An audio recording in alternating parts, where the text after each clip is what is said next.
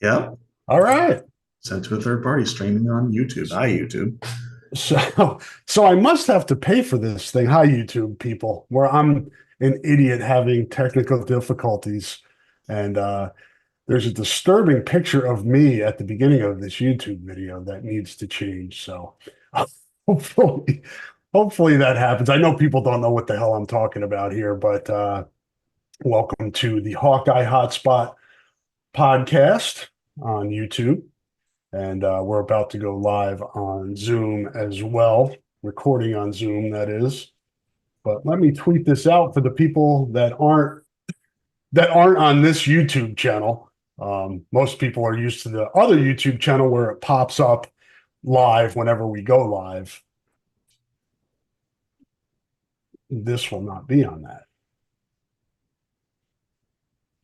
Professionals here, Scott. This is a professional podcast. All right. There we go. Now it's been tweeted, and I'm going to hit record.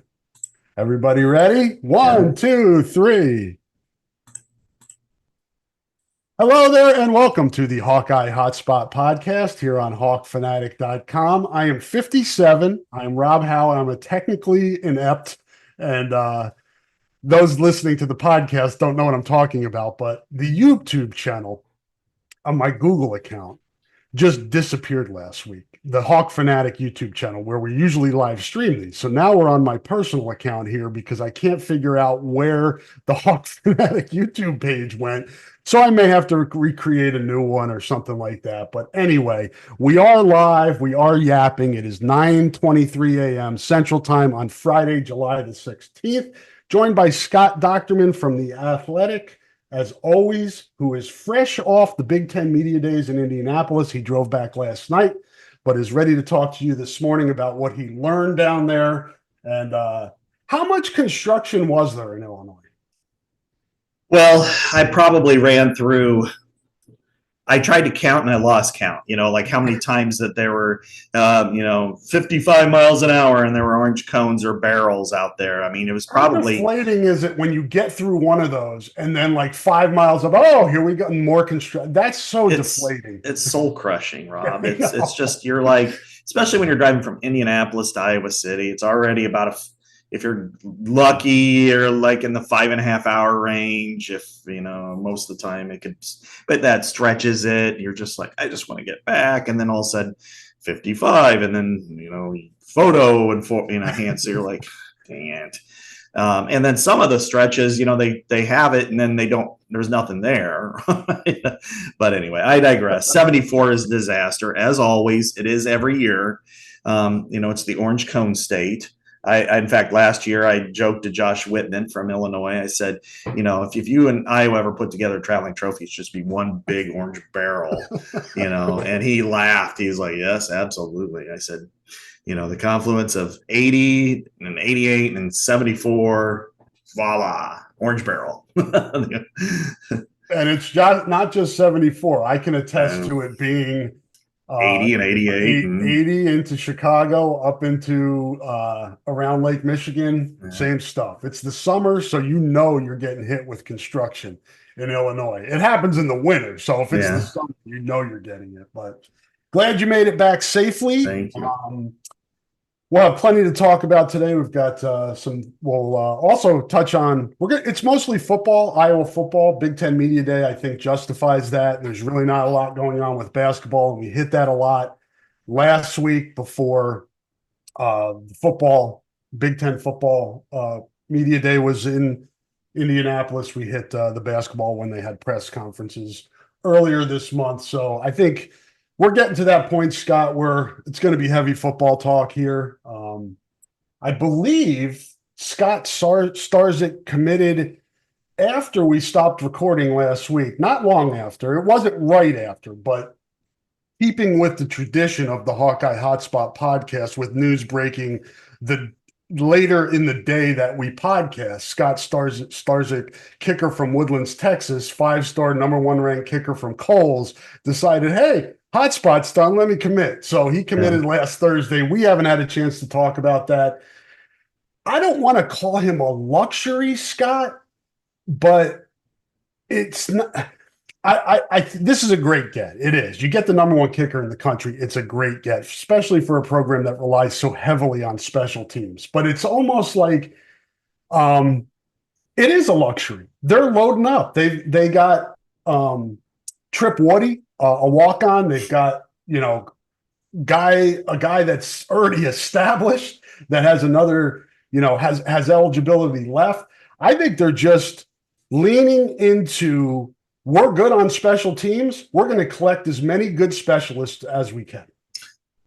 And Rob, today we're going to find out from the House case, and this is going to be official, that 105 will be the number for football. Can you just, for people that don't know, can you just kind of go through what that means and what the repercussions are of this? Just for football. We could talk about the other sports because obviously it impacts everybody. I have friends who have kids committed in volleyball that are worried now. Yeah, I mean, each school, they've changed it from scholarship limits to roster limits. Right.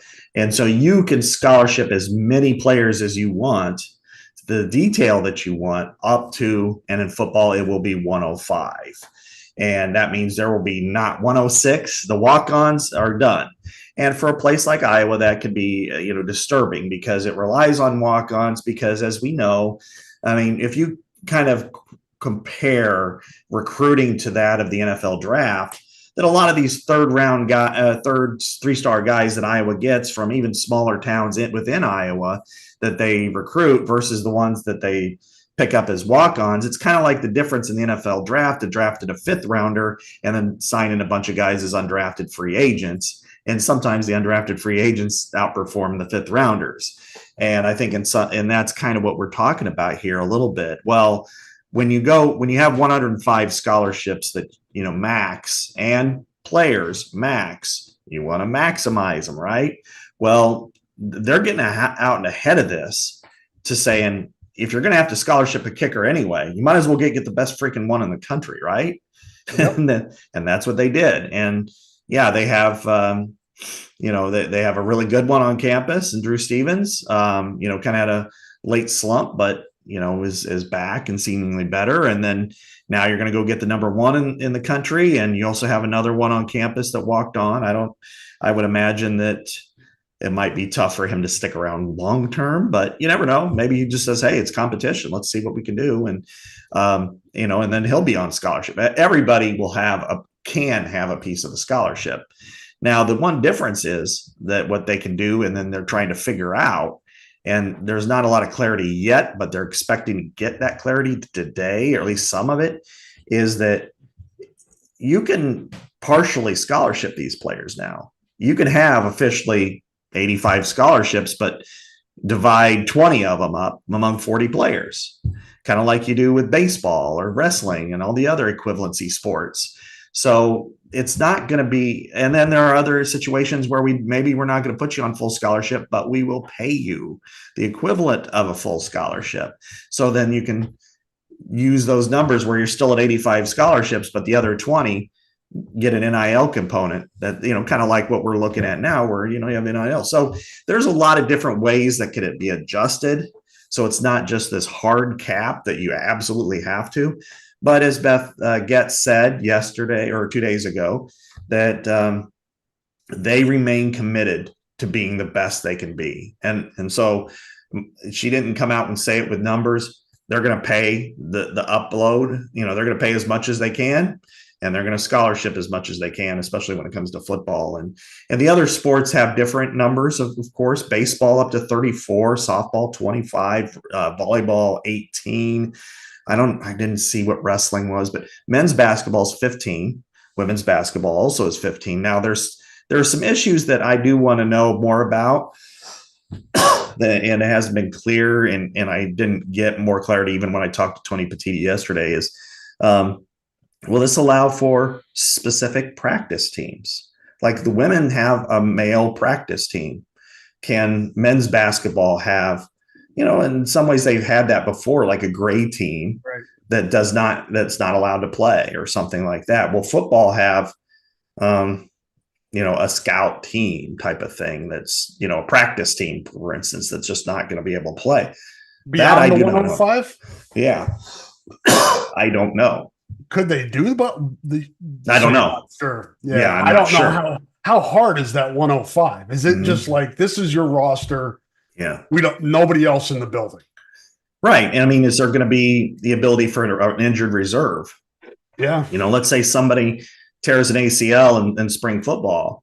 Um, are you SOL and you're down to 104, for the year, or can there be an injured reserve? Can there be, and of course that will be manipulated, as you can imagine. How many players will end up in injured reserve to bring in 15 other guys?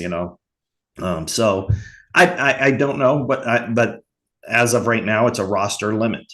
So you cannot exceed that. Will there be wiggle room allowed? What's the last date that you can, pick and select or whatever? You have tryouts. I don't know.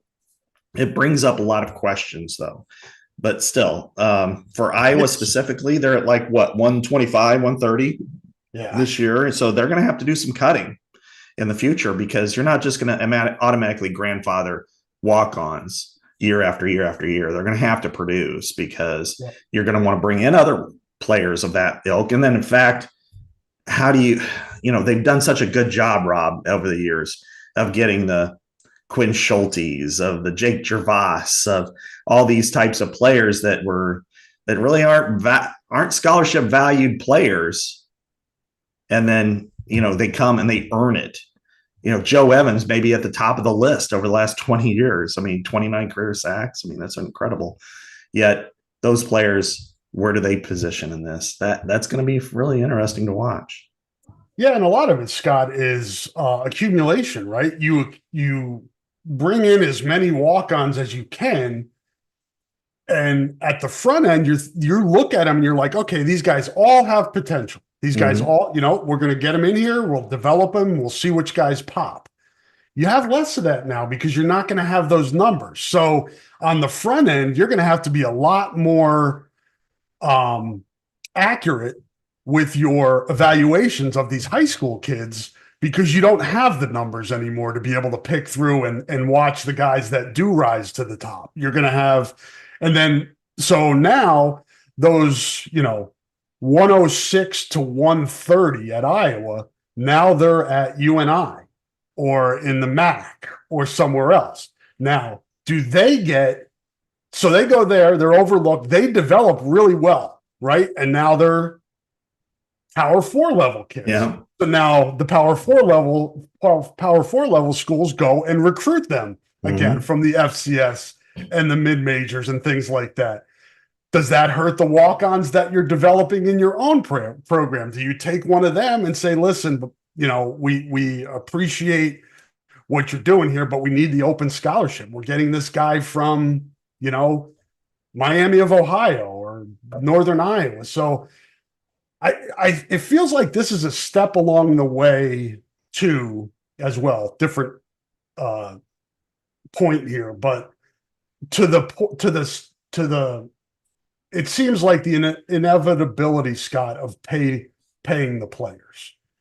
Oh, that's now going to happen. Today is going to be the day it's official. So that gets factored in too with all this, with the scholarships. It's a complicated puzzle to me that's going to change. And we've seen it already, the landscape changing with the transfer portal and NIL, but it just seems like it's going to get more wild before it calms down.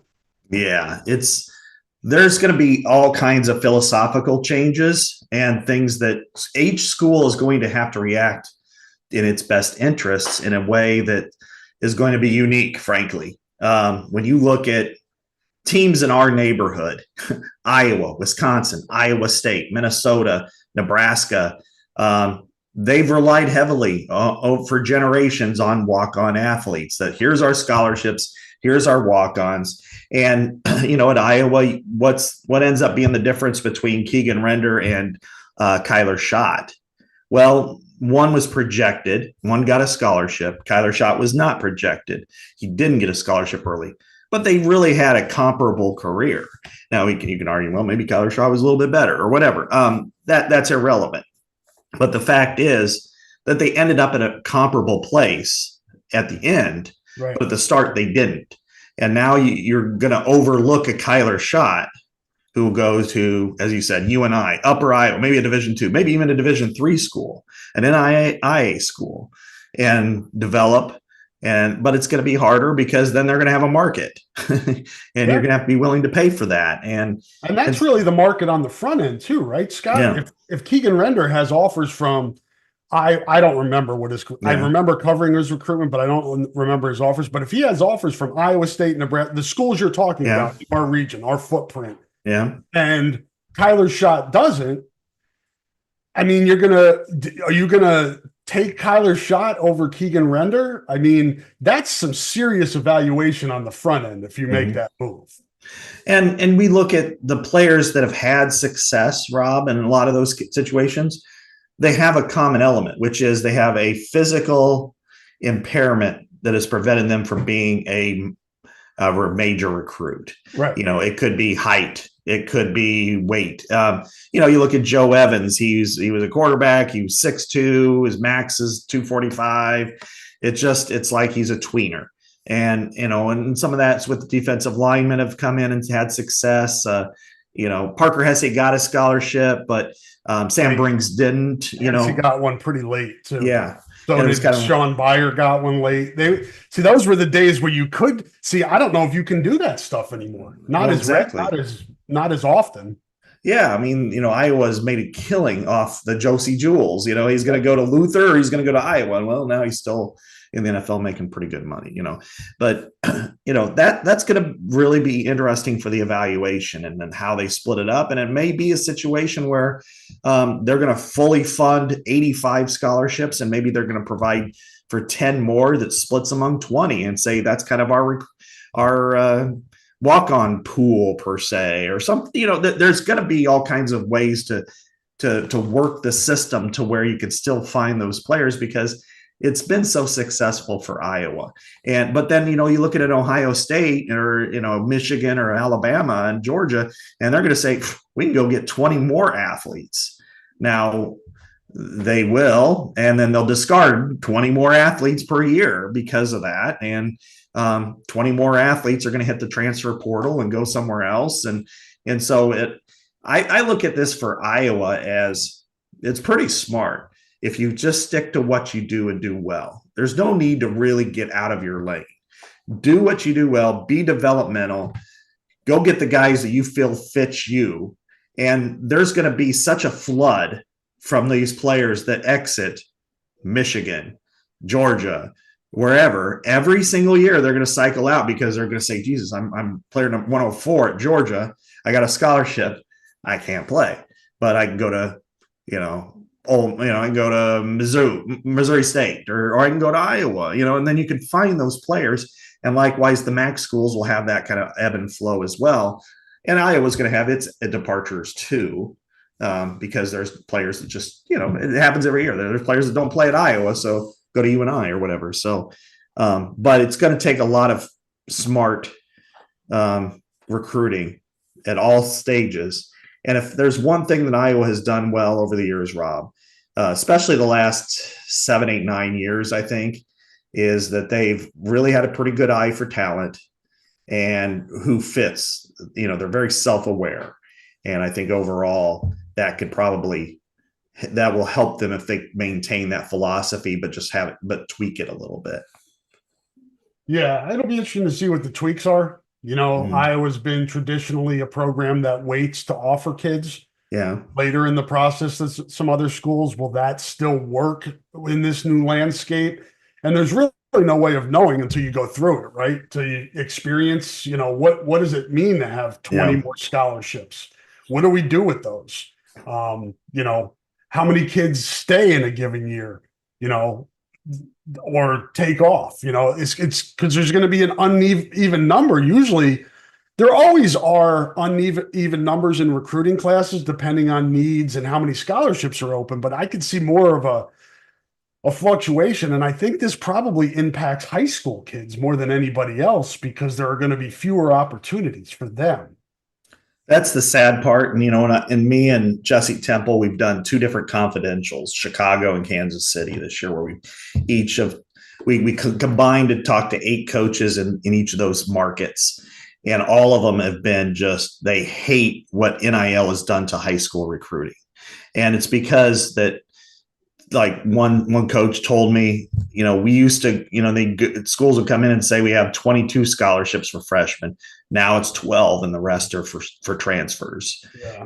And so they're coming in with fewer numbers, and one who's very, very well respected and has sent some really good players to Iowa, I know, and then other schools too, by the way, told me, he's like, I got a handful of players that are 3-star capable. They're not ready to play now, but they're developmental prospects that in 3 years they could be really good, but nobody wants to touch them because they're worried that they're going to get fired if they don't scholarship them right away. So, or if they can't play and produce right away. So they figure at least a transfer could come in and compete. And if I got to wait on this kid, then I'm done. So that means it opens up for MAC, but the MAC are taking Power 5 or 4 transfers, but in the Kansas City area, they're saying, well, D2 and NAIA schools are just going, woohoo, we're loading up now.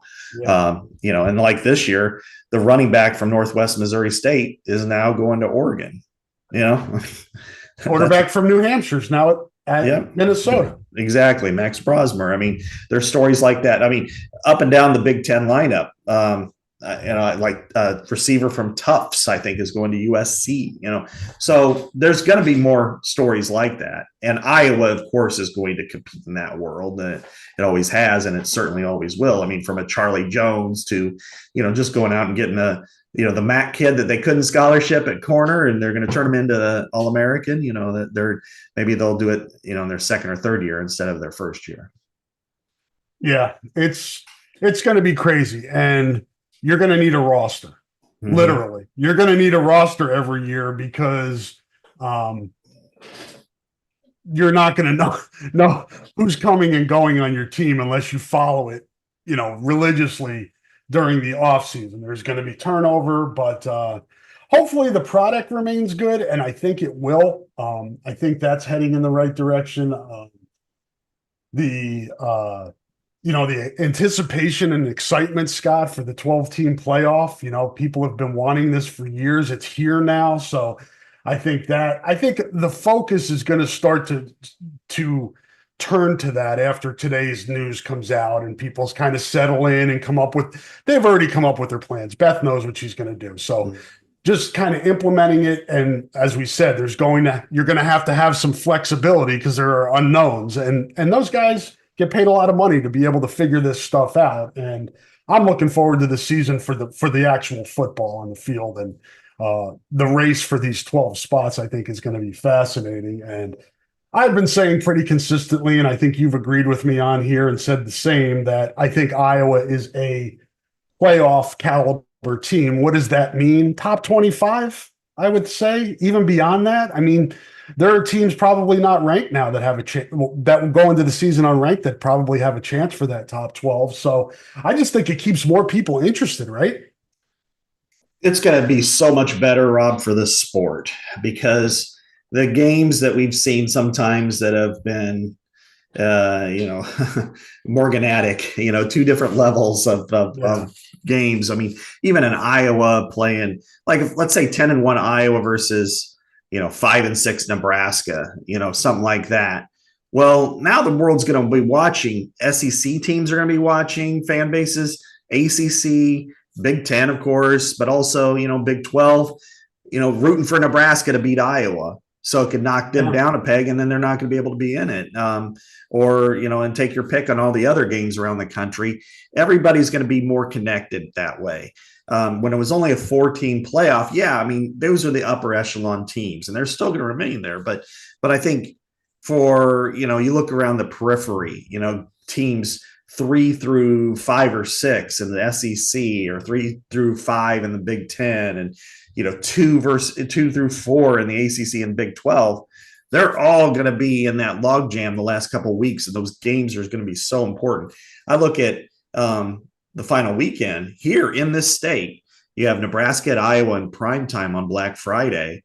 I do think that Iowa's capable of having a team that's in that conversation at that point. Now, anything can happen, but I think as we speak here in late July, that they have a team capable of competing there. But then I also look at the game the next day, Kansas State at Iowa State. That also has, right now, as you look at it, I would bet more so than not that at least one of those teams will have a chance to get in the Big 12 championship game the following week. And that's going to have major, major ramifications. So overall, Rob, but those games before might not have really mattered, because even if that game between Kansas State and Iowa State, let's say they're both like one's 9-2 and the other's 8-3, and they're playing for a spot in the Big 12 championship game. So what? Maybe they go to a bowl game. One goes to a better bowl game than the other. One goes to the Alamo Bowl, or one goes to the Sugar Bowl if they win or something. I mean, that's a big deal to them, but it's not a big deal to everybody else. Now, the winner, if you're 10-2 and you go to the Big 12 championship game, and then people in Iowa are going, shoot, man, if Kansas State, we might root for Iowa State if they're 8-3 over Kansas State at 9-2, because Kansas State and Iowa might be competing for an at-large spot type of thing. So you've got all kinds of connectivity here that's really fascinating, and it's going to come down to the wire. And I'm going to be all into that for the last month. That's going to be part of my gig. Yes, college football makes strange bedfellows. College football playoff can make for strange bedfellows. But let's take a break. It's a good time to take a break. We'll come back. We did a lot more macro stuff. We'll go micro into more Iowa. We'll go into the depth chart here and some things that we learned this week from Indianapolis and all that good stuff. But want to let you guys know that support for this podcast comes from Systems Unlimited, celebrating 50 years of providing services to people living with disabilities and mental health needs throughout East Central Iowa. A list of their services and upcoming events can be found at sui.org. That is sui.org. Thank you so much to Systems Unlimited for the support of the podcast, and more importantly, the great work they've done in the community for over half a century. Let's hear from a few more of our sponsors, and Scott and I will be back on the other side. Hang tight.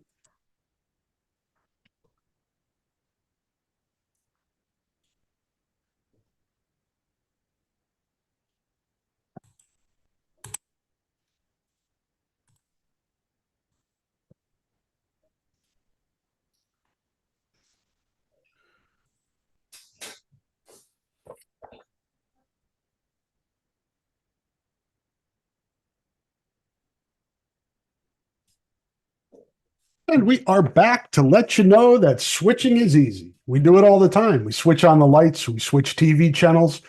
Some of us switch partners while square dancing. Well, that's a stretch. But what's not a stretch is how you can switch and save with State Farm.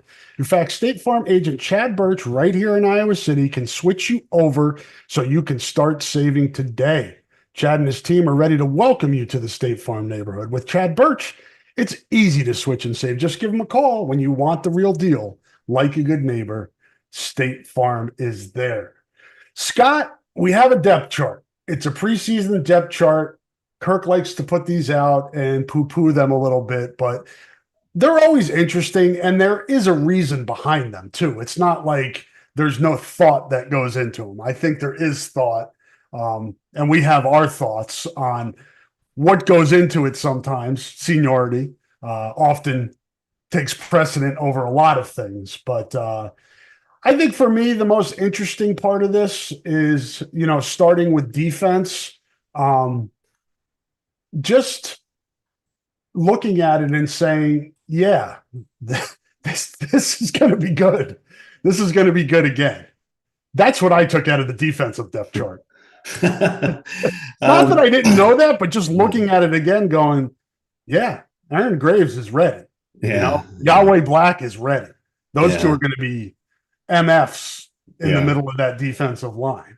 Right. I'm with you, though. I look at it and I look at, Herkett and Craig on the outside, and I'm like, can there be a pass rush from the outside? How much of that can come up the middle? to maybe compensate for the outside as those guys get acclimated. I don't know. We've talked about the defensive line. We've already previewed it, but I'm interested to see how it shakes out because you talked about Joe Evans. That's a big loss, and so is Logan Lee. Both of those guys were stalwarts. Both of them are on NFL rosters right now, and Logan was drafted, and Logan is is a really important player. I look at Aaron Graves and Y.A. Black as two guys that could be one of the best tandems in the country inside, and I think this is Aaron Graves' year to kind of take that next step. I agree. He's been a good player, but he's still been really young. I mean, God, the kid played as a true freshman, rotating, and last year rotating, and he shows flashes, but now it's okay. It's Aaron Graves' time, and YA is a beast. I mean, if he stays healthy, this is his year to really dominate. And one of the things that I've grown to appreciate with Iowa's defense more and more over the years is when you look at their tackles, especially, that it's hard for them to generate a lot of statistics. The one that did was Davion, and Davion freelanced a lot, but he made a lot of plays too. But other than that, I mean, they are really disciplined and focused and tough and tenacious, and they may have only 2 tackles in a game and dominate the game, and people won't talk about it because it's just, well, you didn't only have 2 tackles. Well, yeah, but on every single play, he allowed Jay Higgins to make a tackle, which is why Jay had 171 of them. I am concerned a little bit about the edge because you got to have edge pressure. Is that Deontay Craig and Ethan Hurkett, can they make that step and go from being good to very good? I'm a little concerned with depth there. And I think it says something that they went 3 deep at each of those positions on their opening depth chart. I would say that, if you go 5, the 4 starters are pretty well set. I don't see anything disrupting that. But Jeremiah Pittman is probably number 5 among them just because of exposure and experience. And then Max Llewellyn probably 6th. And then from there, you're kind of projecting, Rob. You're saying Brian Allen, and, specifically, he looks the part. Now go take it. He's had good days in practice, and Kelvin said he's had bad days in practice. Go be consistent. Go make plays. You look at Caden Crawford, you're kind of next step. All right, now's your chance.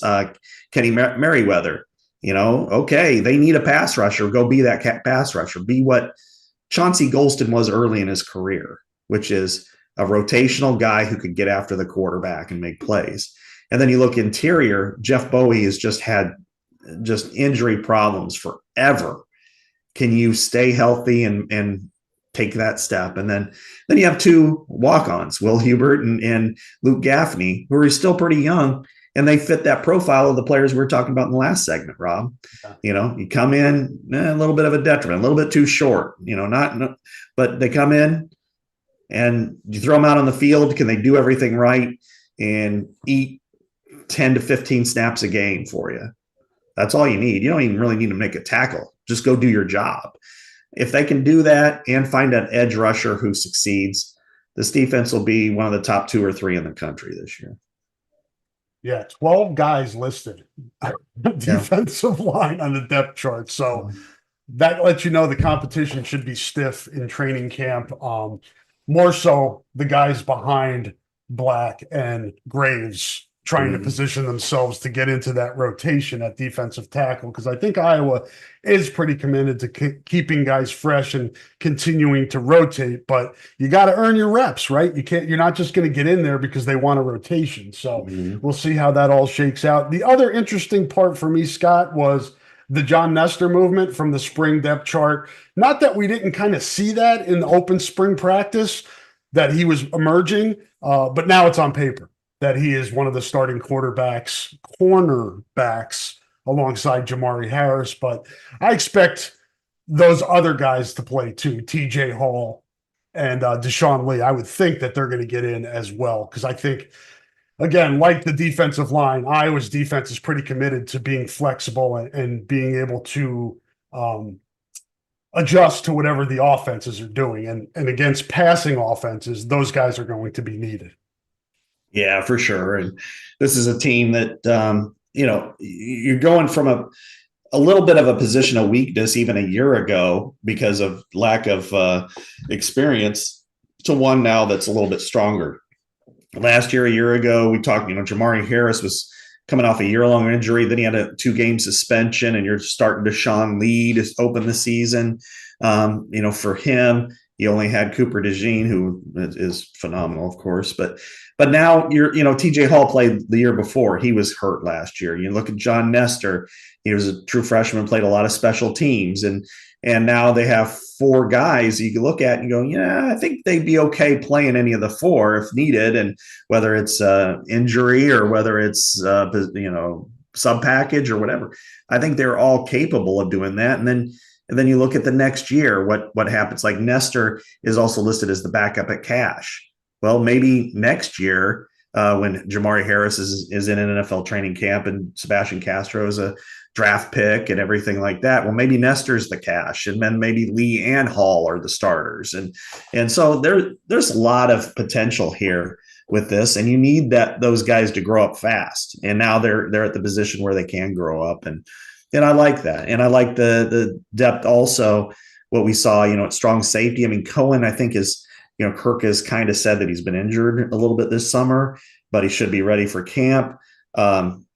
I like, his effort on that play that he screwed up at the front end against Michigan, but his effort to go and chase down the guy was something that I think will live on way beyond his Iowa career. I mean, I'm sure every high school coach in America said, watch that guy, watch what he did. He didn't give up on the play.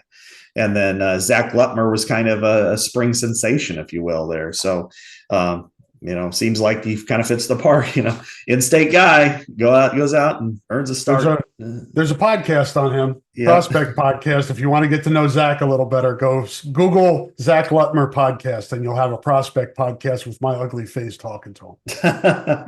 Is your beard just as white as it is now? I mean, you're looking like Santa these days. So here's the thing for those that are watching and going, what's wrong with Hal?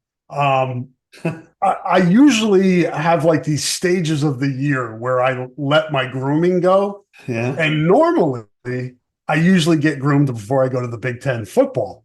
I didn't do that this year. So now I'm just letting it go till Iowa Media Day. I'm going to see how long I can get the beard going and my hair. And it annoys my family too. So that's it. You can have locks of love, for people like me who could use some hair and hair. Fields of gray. Let's we don't need to go too much more into the linebackers are back, the safeties are back. There's depth chart. We touched on that a little bit. The defensive secondary a little bit, but let's switch over to the offensive side of the ball, where more people are interested anyway because they want to see what this new offense is going to look like with Tim Lester. What'd you think of the offensive depth chart, Scott? And did you get any feedback from Kirk on there? Any specific questions asked of him of what we see here? Yeah, he was probably more, he was asked more and then he revealed more when it came to the depth chart on the offense, of course. And, first one you look at is wide receiver, right at the very top with Jarrett Bowie. And I like the fact that they're playing 12 on offense. They've got 12 positions listed here. So that gives them a chance. They could have played that last year and they might have been close to that drive for 325. Maybe if we're 12 on 11. It's 12 and 11, 12 on 11. Yeah, it might have given him a chance, but anyway, wide receiver. I interrupted. Yeah, he really is high, on Jarrett Bowie, and he's talking him up, and I was really kind of impressed by that, and thinks he can be a good story. Thinks he made some really good strides over the spring, and probably effused a little more praise than I would have expected, frankly. And Dayton Howard, he said he had the best, day of practice was his last one, and was just really impressed with what he was able to do as well. And, that was a surprise to me. He just really wasn't afraid to share his excitement, I think, for them. And then, he said he was pleasantly surprised with the unit. I mean, and that's weird because I'm like not that way. I'm thinking this team is like there's just nothing here right now. And Seth Anderson, he's like, well, injuries, but they should be fine. Caleb Brown, 1 game suspension, but that's it, at wide receiver. So it's not like he goes to Oklahoma State. He's not going to get any penalties. Um, and Caden Leach, and he didn't really talk about Caden very much, but at wide receiver, that was the one that stood out to me first, of course, just because Jarrett Bowie being out there, and I felt like that he's excited about them. And we've talked about this, right, Scott? They need these young guys. They need to develop guys at this position. And if those guys are developing, it's a good sign. And it's just always been the weird little like hangnail for this. I mean, it's you remember the movie Boomerang, Rob, back in the 90s? Yeah. And when Eddie Murphy's character dumped the woman because of her feet. Yeah. And then Martin Lawrence says, like, you don't blank her feet, damn, I always cracks me up thinking about that. Well, it's kind of like that's the developmental eyesore of Iowa has been wide receiver. They've been the jacked up feet, because they just haven't done anything, and they've been so bad at it, and they're so good everywhere else. And it's like, God, you don't even have to be, Ohio State by any means. You just be Wisconsin or Minnesota at this area. Just get a couple of players out there who can catch 50, 60 passes a season and score some touchdowns and do some good things, and maybe get in an NFL training camp. And, because, as good as Brandon Smith was and Amir Smith-Marset, it still wasn't like they were all Big Ten caliber guys. They were they were good, but they weren't anything that you put in the Hall of Fame. So if they can get to that level with this unit, I think they're in good shape. But I think they're a long way from that too. And I think Seth Anderson, if he's healthy, will go a long way to taking steps forward there. I don't think there were any changes on the offensive line, right? Was this the same as the spring? It looks to be the case. He was asked about Bo Stevens. He's really excited about Bo. He thinks Bo's in a really good position. And one of the things he said is we have 7 players that he feels like they could start. He said that's like 3 or 4 more than what they felt like they had 2 years ago. And really, when you look at it, when you're saying Nick DeYoung, a guy who's in his 6th year, as a backup, and he's going to be the main swing guy. We know, tackle, maybe guard, whatever, and then Tyler Ellsbury, who will be center and then move to guard. And it's nice having those 2 guys, right? Having DeYoung and Ellsbury, who have position flexibility. Exactly, because the injuries have crushed this unit for so long, and God forbid that something would happen to one of the tackles for a game or two. And well, you do have Nick DeYoung there. I'm not saying that they're going to be great or perfect, but at least somebody who's played a lot of football. And so that was something he seemed excited about. And then the growth potential of the others, Cade Pieper came to mind, and, Trevor Lauk. The hay bale toss. Yeah. Champion. Yeah, exactly. And, and I guess he asked Dunk about him, he's like, so, did Cade break your record? And he's like, nope. So, and then there's Cade Bodrud, Cale Bodrud, is it Cale or Cade? I can't remember, but, he's a guy that, isn't on the depth chart, but obviously started last year, and they're going to start him out of guard. And, we'll see where he ends up. This could be, and one thing that's been pretty well established, it looks like, is unless you were here in spring football, except for Brendan Sullivan, you're not on the list. I mean, there's no Jacob Gill right now. There's no, Cade Bodrud, and so, and then of course people lost their minds a little bit over the Brendan Sullivan, Marco Lainez positioning on the depth chart, but did you say Marco's last name right? I got admonished for that on Twitter last week. Yeah. Did I say wrong? I don't know. Let's just call him Marco. Marco the third. Marco Polo. Marco the third. He's second team because he was there all spring. So what? Sullivan wasn't here. Yeah. And and that's a thing that people think like this is automatic, like this is how it's going to start the season. You got a full month of practice. It'll work its way out. But hey, people are excited. Jazz Patterson not being on there was a little interesting to me, and Aiden Hall is off the roster, by the way, for sure. He's gone. He is okay. Mm-hmm. The interesting thing to me on the running backs is the spring depth chart just had LaShawn and Caleb on it. Yep. Now they added Kamari Moulton third and don't have Jazz on there. That is interesting to me. They love Kamari. And when you look at the three skill sets, they're all different.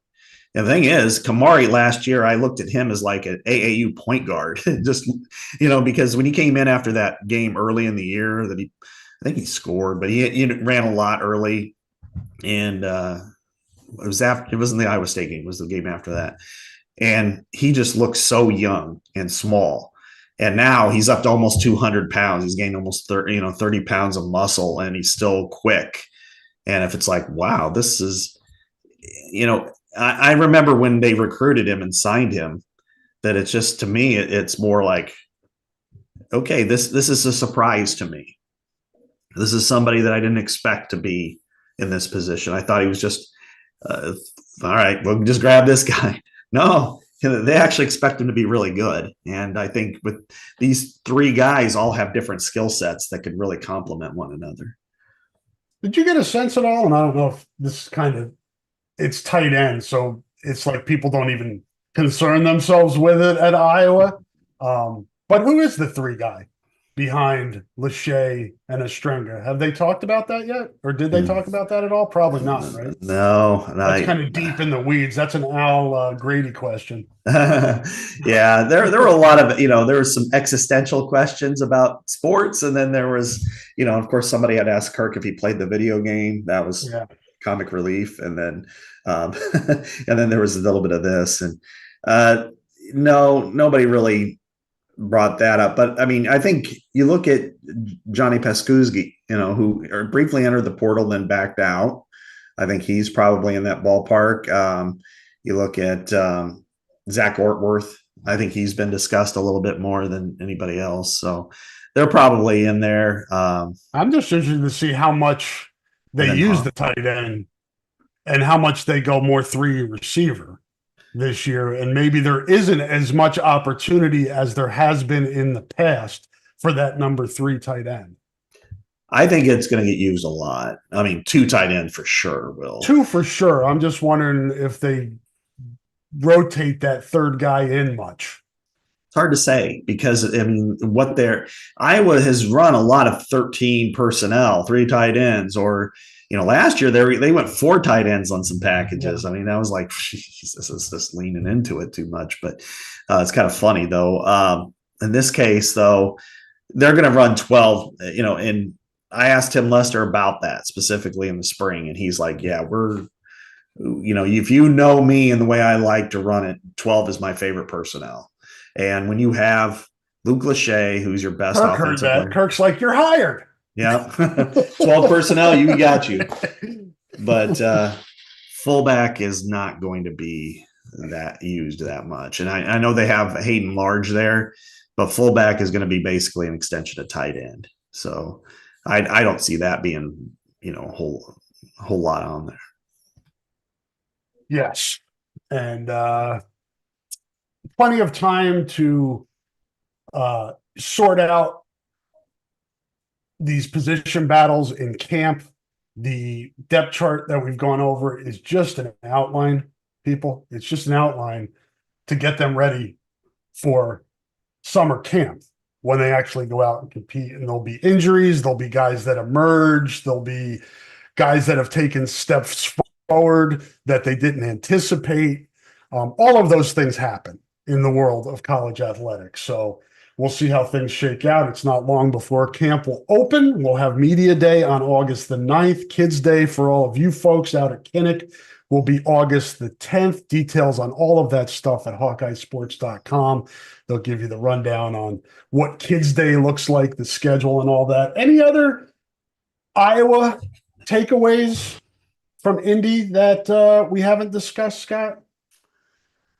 I'm trying to think. Yeah, we talked to Beth about things like what will happen if Iowa hosts a playoff game, because it's December 20th and 21st. And, they have to go through a list. She says it's not, the questionnaire is just not like 5 questions. It's like this detail on whether or not you could host a playoff game. And that's graduation weekend. So you're talking about hotel rooms and parking and things like that. What are they capable of doing?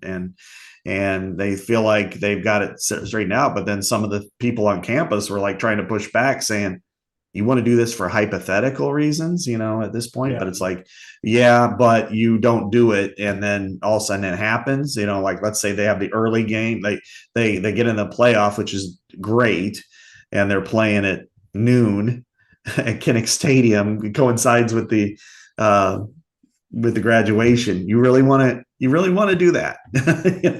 So I think that's something that the campus has to understand that as great as graduation is and as memorable as it is, you may have to just move it around a little bit. I don't know how you turn down an opportunity to host, but no. you can. If let's put it this way, if Iowa says we can't host this game, like let's say they're the 7 seed and Ole Miss is the 10, and that's who the matchup would be, that they would have to go to Oxford, Mississippi because of graduation. They would be the ultimate laughing stock, and it would crush them more than even a loss would. So you've got to be prepared for that. I mean, you can imagine it's like 17 degrees in Iowa City that day with snow flurries, and you've got to go play in 50-degree weather in Oxford, Mississippi. I mean, you would get laughed at for generations, not just years. So anyway, that was discussed, and then we talked about winterizing everything, and she's very much she said that they're capable of doing all of that. They're very much capable of fully funding everything they want to do. They want to compete at the highest level. I am questioning, concern, and she's uncertain about the Title IX disparity that could happen with scholarships, especially with football, fully funding football. You got to come up, if it's 20 scholarships and they decide they're going to go with 20 scholarships, then you got to find 20 or more scholarships for the females, or drop scholarships for the males. And then, of course, what's that mean for baseball? Right now they're at 11-7. Are you can go up to 34 for baseball. Wrestling is 9-9. I don't know what the number is, but I'm sure wrestling will want to go higher. I'm sure women's wrestling will get more scholarships, but it's just there's a lot of questions there remains to be answered. But those are some of the things that we talked about with Beth. Yeah, and like Scott said before we started recording, there wasn't a ton of news content out of what you guys got in Indianapolis. It was more from our old journalism days, and notebook type things, like Kirk talking about the video games and some different things. That was funny, by the way. More human interest stuff, which is great. That's a great thing. And as they say, sometimes no news is good news. Yeah. Nothing happening off the field that you got to talk about, any of that stuff, nothing with the law, academics, things like that. So sometimes it's good not to have news. Yeah. Last year we had gambling. It really covered up everything for Iowa. So that was something that we didn't have to write about, and then, so that's a good thing. I mean, a couple of observations that I made that I think were funny is, one is, Kirk is probably more relaxed now than I've seen him in years. And probably, he did talk a little bit about Brian, and he was very kind of straightforward. Like, we wish him well, and I, as a dad, I wish him great success, but I'm more focused on this and that sort of thing. And that's saying a lot. Now, we've put all the focus on Brian, but he also has 2 other sons who are coaching. I mean, James is coaching with the New York Giants. And James has a huge future in that. And then Steve's out with South Dakota. So, Brian's not the only one, but of course Brian's the only one who coached at Iowa and was Right. the lightning rod. But I do think that there is some correlation there to Kirk's ease, his banter. You mentioned in the past about his poo-pooing of the depth chart. He really didn't do that this time. He was more willing to kind of talk about it and talk about the players on there. And I felt that was something that was noticeable and palpable. The one thing he got a good snort in, a Kirk Ferentz snort, was when somebody asked him if he played the video game with his players. And I was laughing thinking about it because it was so funny. And I'm like, what? You asked Kirk Ferentz about playing video games, and he's like, I haven't played a video game in 25 years, and I got my ass kicked 25 years ago. And somebody's like, well, who did you play with? Was it this game? And he's like, I don't know. I was playing with my kids down in the basement. They had like a traveling trophy. It was like a broken bowling trophy wrapped up and everything like that. So that's it's hilarious that somebody would ask him that. And then finally, Jay Higgins provides the comic relief as well. He comes in and asks Kirk a question, just kind of walks by, and then Kirk didn't notice at first. He started, two people started talking, and he's like, okay, I'll come to you in a minute. And he's like, oh. and then Jay's like, what kind of hobbies do you have off the field? And then Kirk kind of laughed, and he's like, you weren't standing there when I was saying all those nice things about you, right? And he's like, no. And he goes, well, you don't know Carl Jackson, do you? He's like, no. He's one of our assistants for a long time. And he's always said, don't say anything nice about anybody until they're dead. And, it's, That's a warped philosophy. I know, or until they're gone or until they're dead. He goes, because it comes back to bite you. So if you heard anything that I said nice about you, I was just joking, So, there's some playful banter, and he's always been kind of that way at times there too. But this time it didn't seem completely miserable, for him. He was willing to kind of have fun while he was there and answer legitimate questions.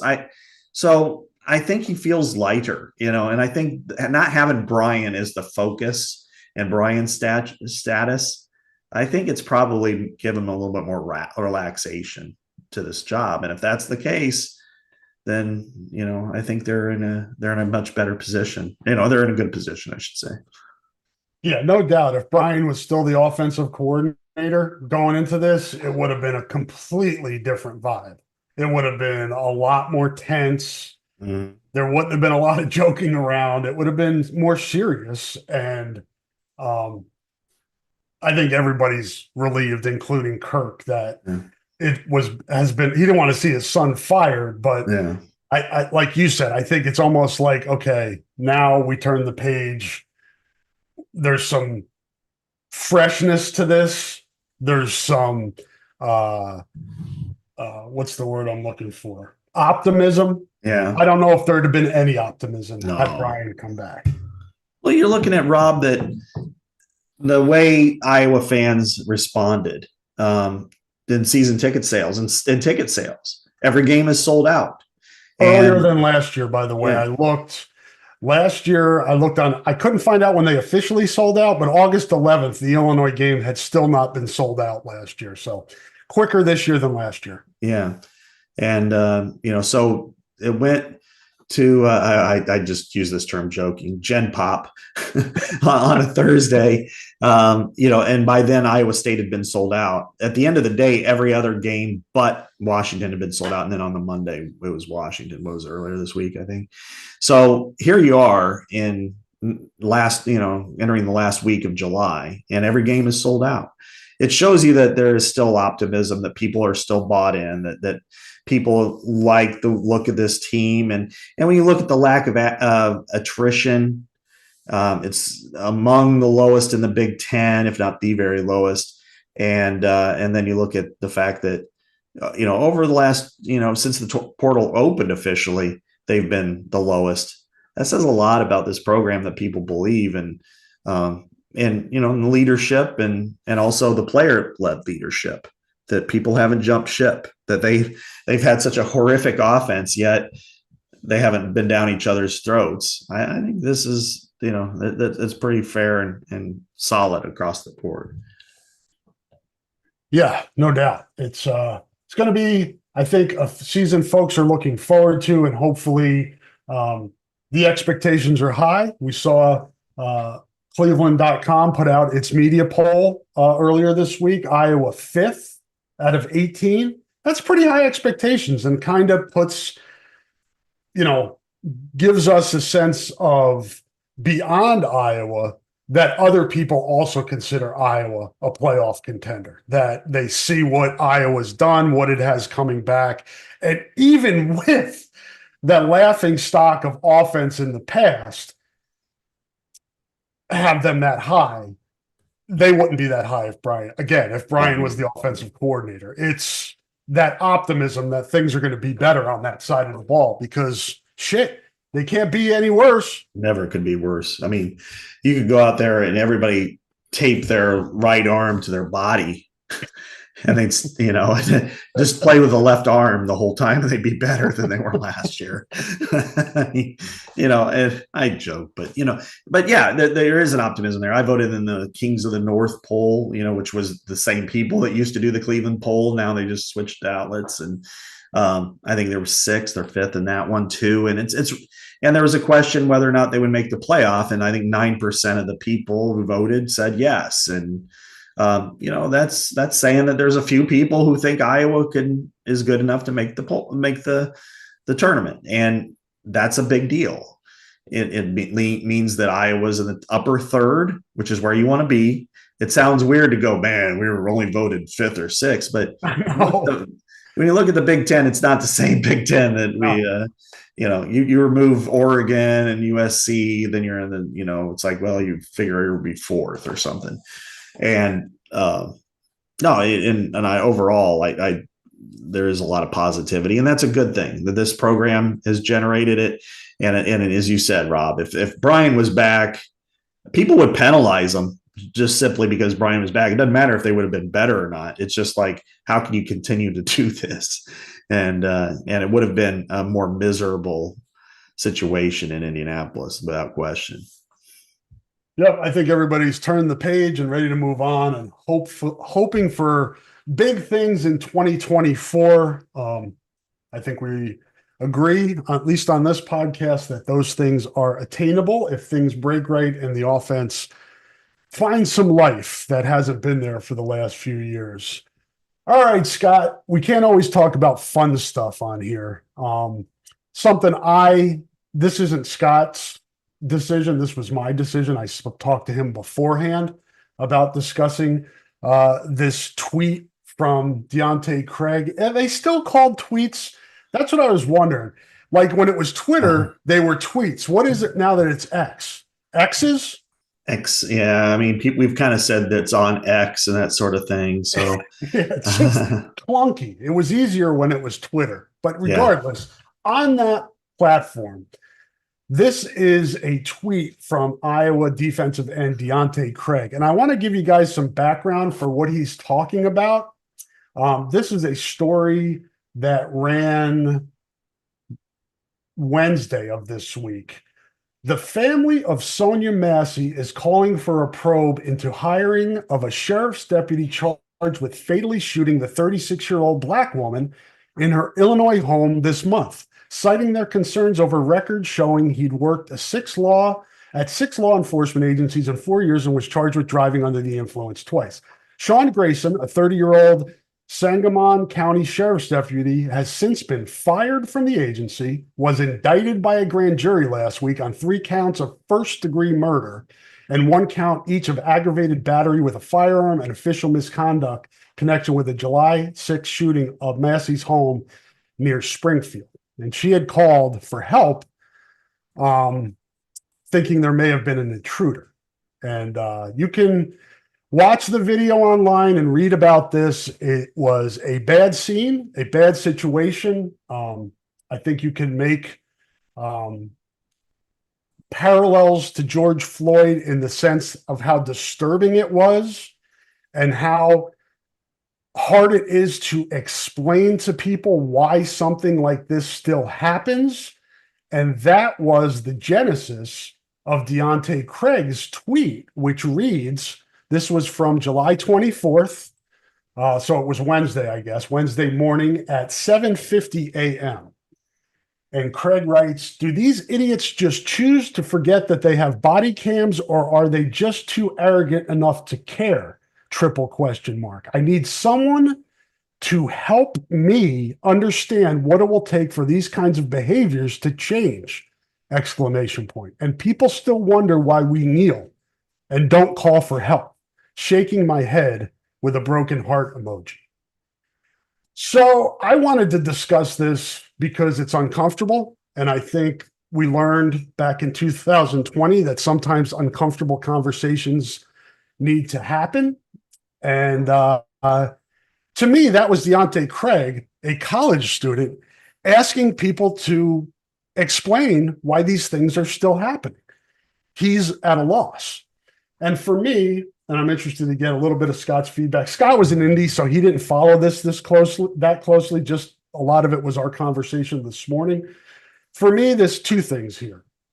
You can't just separate sports and life and what's going on, especially the temperature in the country right now. These guys over in that football facility and over in the Iowa athletic department, they are affected by these things. You know, these life moments, these tragedies. And this is one guy expressing that. You got to believe he's not the only one thinking about this over there in the football facility. For me, Scott, it's very encouraging that after Deontay tweeted that, not long after, Kelvin Bell tweeted, they don't care. Camera or no camera, they don't care. It's a culture, not a one-off. An abuse of power to the nth degree. It's sickening. So for me, and people may not agree with this, Scott, I think these things, especially when a player is talking about it publicly, should certainly be discussed privately within the football facility. Great sign that Kelvin Bell addressed this publicly so people know that somebody on the coaching staff has this kid's back. And that's not a commentary on the rest of the coaching staff. We talked about Kirk. He's not playing video games. He's not on Twitter. He's not going to respond to something like that. I just hope, they put together a advisory committee back in 2020. That's no longer there. I know we want and we expect and we hope for there being necessary support for student athletes and their mental health. I just hope that the program is continuing to advance in that way. Kelvin Bell's response was a good sign for that. I just hope that there's continuing discussions over this stuff so it doesn't get put under the rug and not addressed. Sorry, that was a long dissertation on my feelings on something I think is important. Yeah, I agree, Rob, and I think that's one of the things that we want to see from, this program. There has been a lot of progress made. This is the next step in that progress because something like this happened again, just like 4 years ago, just like the woman in Louisville, and it's the same type of scenario. And how does the program, what does it do collectively? It can't just be Kelvin. It can't just be one assistant coach. And I'm not going to say anything negative because they're all kind of scattered right now. They come back next week, but it's probably something that needs to be discussed among them. And it would behoove the program to have an outlet for that to be discussed. And just to make sure that if anybody has any issues, and that they have an outlet in which to discuss that, because it is important. It's important when this has happened so often that there's no false equivalency here. This isn't, well, but this happened too. But no, I mean, when this happens to a specific group of people who've been affected this way for centuries, that this feel keeps coming back. I can't do anything. Every black man that I know has to have the discussion with their son about getting pulled over because they fear the worst. And, put your hands down, just, and so this is just another situation. And if they handle it appropriately, and over the years, there have been topics, certainly you mentioned the committee dissolving, that was certainly a polarizing decision, but the overall collective seems to believe that they've been much better. Well, this is another step in that response to make sure. And, providing the guardrails to this is important, because, whether or not we neglected our responsibility for oversight in the past, it remains to be, that's open to interpretation, because there are certain situations that we couldn't have written about in a way that would have, without us getting, struggling in society. But overall, I think it's another step, and I applaud Deontay for coming forward. And I believe he was on the trip to Birmingham. I know Kelvin was, where they went, the Big Ten took athletes again to Birmingham and to walk the Edmund Pettus Bridge and Selma and all that. So I think this is, hopefully, it's a strong indictment of what needs to change in this country. Yeah, no question. And I think, college is so impactful, right? The idea is for us to all grow. These guys act, athletically, but also academically and socially. And this is such an impressionable part of their life that this football program has a chance to impact. And that's what I hope. I hope that these guys are growing as people too. And if you have a guy from rural Iowa and somebody from a metropolitan area that have different worldviews, there's nothing wrong. They're teammates. They're fighting. They're striving for the same goal on the field. Why not strive for the same goal off the field, which is to make society better? And if you're discussing things in the football building like this, people exchange ideas, philosophies, their backgrounds, their cultures, all of those things. I think that should be part of the experience. And I don't think it's that hard to do. No. If people could be open-minded, Rob, and accept conversation without defense, we can advance so much quicker, because whether it's somebody like you who grew up in New Jersey and in a major metropolitan area, me who grew up on an old dirty Mississippi River town, to somebody who grew up in farm in Iowa, to somebody who grew up in Indianapolis, Indiana. And we all shared different experiences in our life. We've done different things. And, I think the most important thing that we can always ask, and if we can put our defenses down and allow people to talk without paralysis of, why do you believe the way you do? And we can share those stories and those beliefs without the police coming out. Then I think we can take that step back, go from clenched fists to open hands. And that's hopefully, that's what this team has done so well over the years since 2020, is they've embraced one another. In the aftermath of the 2020 situation, when they went from, just a situation that was horrible for them as a team, but then within days they came together in a way that we never could have imagined, where they had open cookouts with, teams are just like workplaces, especially bigger ones. People stick to kind of who they are. There's cliques. It's based on age. It's based on position. It's based on race or background or whatever. And they really did a good job of, within a couple of days of everything, that they decided, we're going to have a cookout. Why don't you guys come over? And ultimately it led to, the 2020 team is to me is maybe the greatest pure team that I've seen here at Iowa. And, it could almost get me emotional thinking about it, because of what they had to deal with in the moment, what they had to deal with COVID, what they had to deal with the season getting canceled, without school. These are young people. When we were in college, we're drinking every night or whatever. But they had to deal with all those situations, Rob. Yep. Season getting canceled. They're out and about. And then they lose their first 2 games. Close, tough, hard losses. And then they came back and rattled off 6 wins. Now, they were as impressive as any team that they've ever had in that 6-week stretch.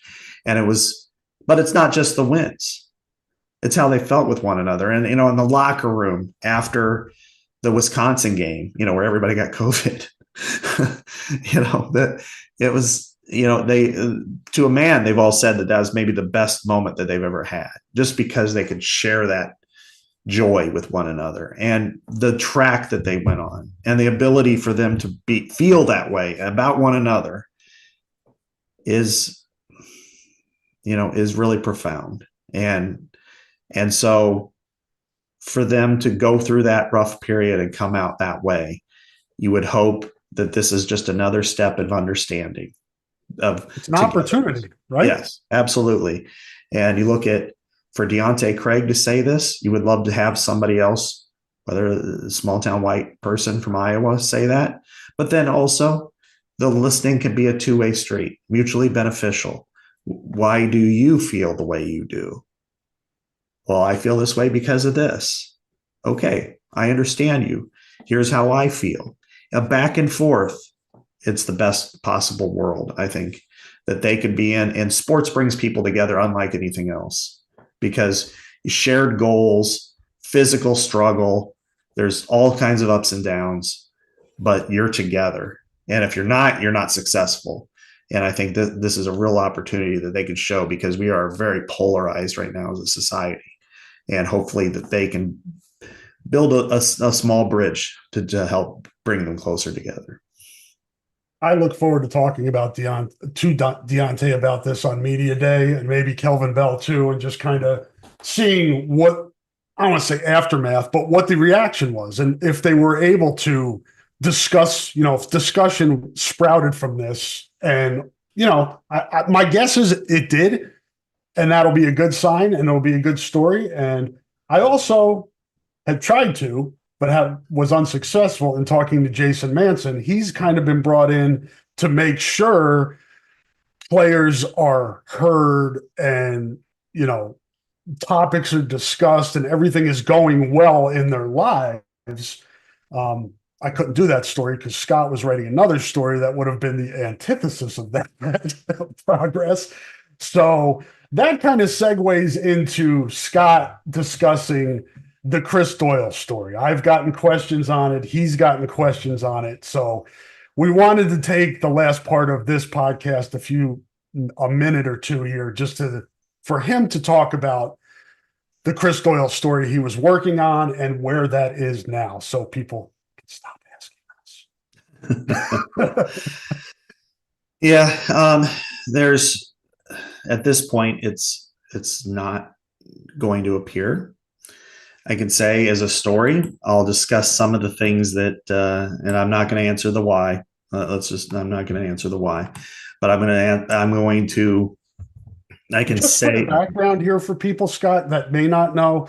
The Athletic, Scott's employer, is also owned by the New York Times. So there are a lot of hooks, and that means editors in our business.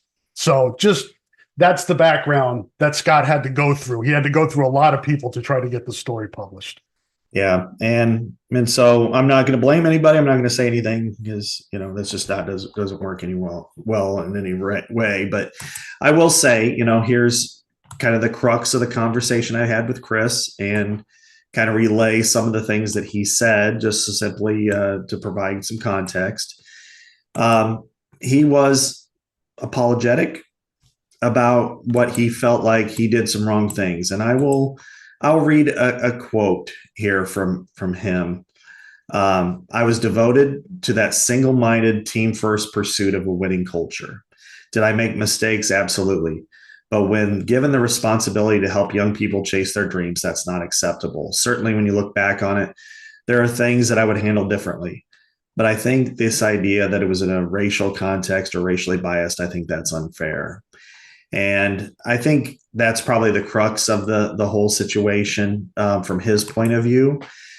He was, very apologetic, as I said. He was also very, he had an opportunity, and he really went into detail on some of the things that he felt he did wrong.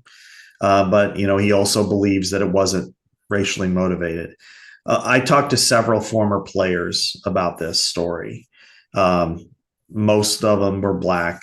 Many of them, some of them came out, some of them did not come out with statements.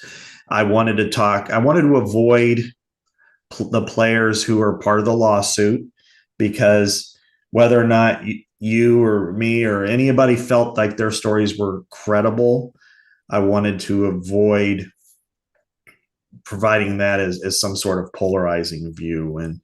So I talked to guys like Mike Daniels, to Noah Fant, to Brandon Smith, and some others. And majority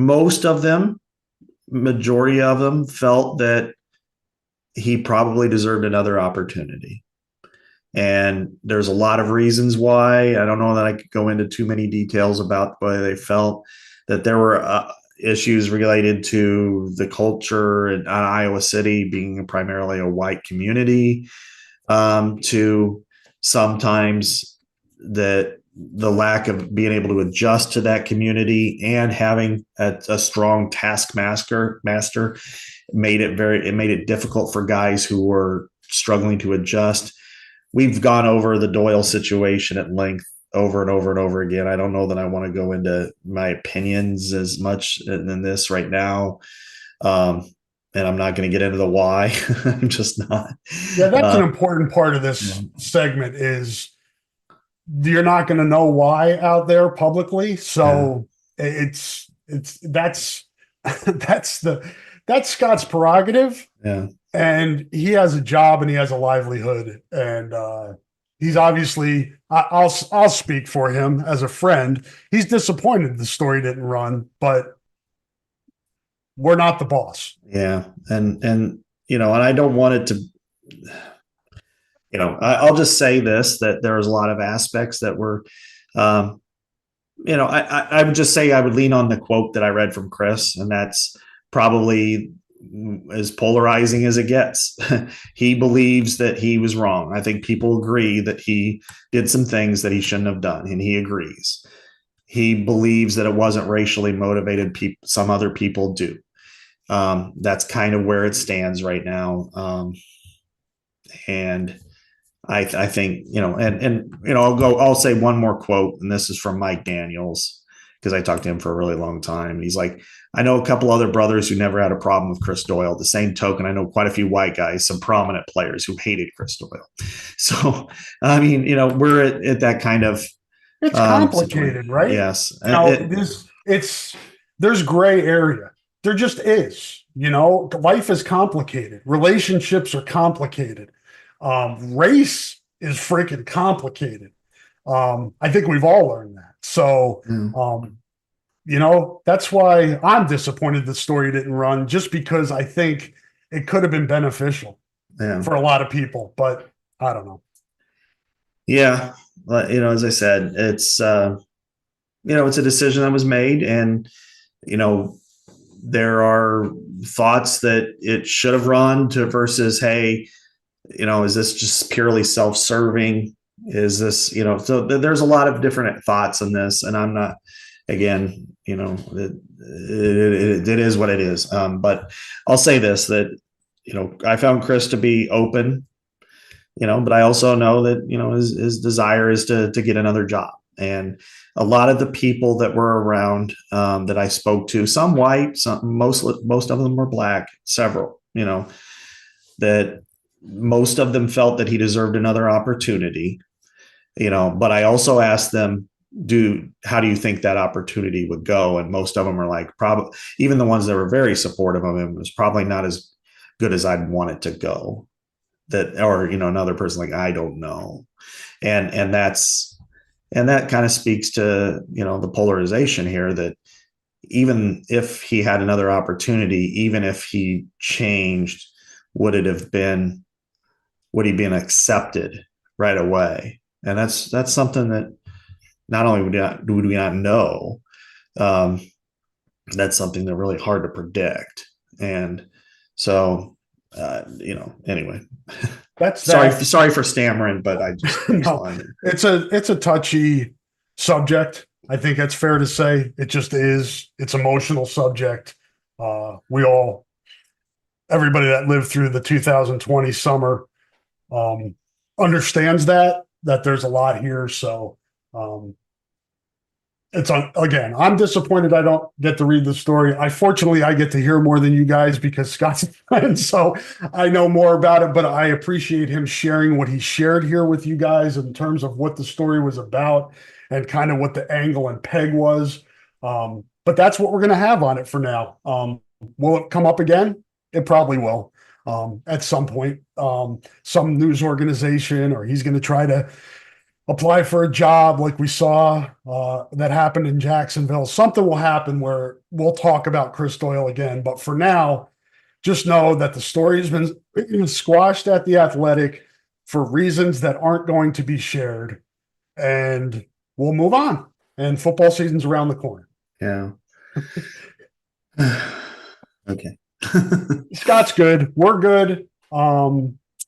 We appreciate you guys listening. This was a long podcast, but we got to a lot of good stuff here. Hopefully you guys enjoyed it. Hopefully our sponsors appreciate what we brought to you guys. And we'll be back to talk to you next week. It'll probably be Thursday, but who knows around here? Everything we got changing weeks all the time. But we will be back to talk to you next week, and hopefully you guys have a great weekend or day whenever you're listening to this, and we will be back to talk to you next week. Say goodbye, Scott. Goodbye, Scott.